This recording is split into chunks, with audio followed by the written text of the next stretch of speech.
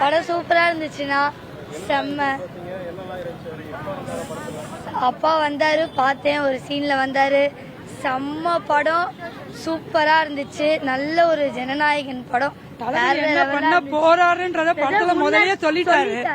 இதுக்கப்புறம் என்ன அதுல எப்படி சொல்றதுன்னு தெரியல. பெண்கள் எல்லாரும் அந்த சொன்ன மாதிரி பயம் போயிடுச்சு.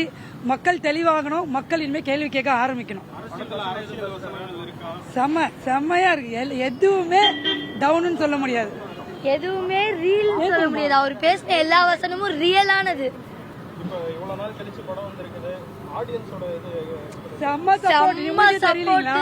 என்னதான் அவங்க முதல்ல படம் வந்தாலும் இன்னைக்கு தியேட்டர் எப்படி இருக்குன்னு பாருங்க. மக்களோட ஆதரவு தளபதிக்கு என்னைக்குமே உண்டு.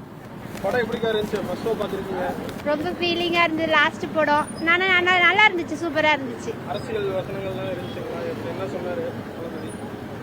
படமா ஃபேனா நல்லா இருக்கும், சூப்பரா இருக்கும்.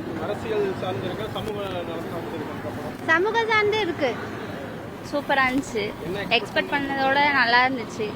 லாஸ்ட் மூவினால ரொம்ப இதாவே இருந்துச்சு, பார்க்கணும். சூப்பரா இருந்துச்சு. நெக்ஸ்ட் இதுக்கு மேல மூவி இல்லைன்னு கொஞ்சம் சேடா இருக்கு. மற்றபடி எல்லாம் சூப்பர். நல்லது பண்ணா சரி. இல்ல இல்ல அப்படிலாம் எதுவும் இல்ல.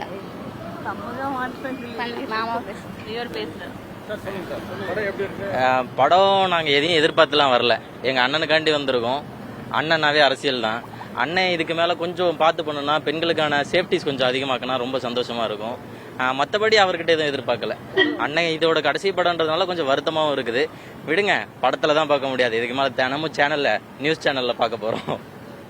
படம் பிளாஸ்ட் சூப்பர். ஆனா லாஸ்ட் படம் நினைக்கும் போது ஃபீலிங்கா இருக்கு. பட் வந்து ஃபர்ஸ்ட் ஷோ ஃபர்ஸ்ட் டே பார்த்ததுல ரொம்ப சந்தோஷமா இருக்கு.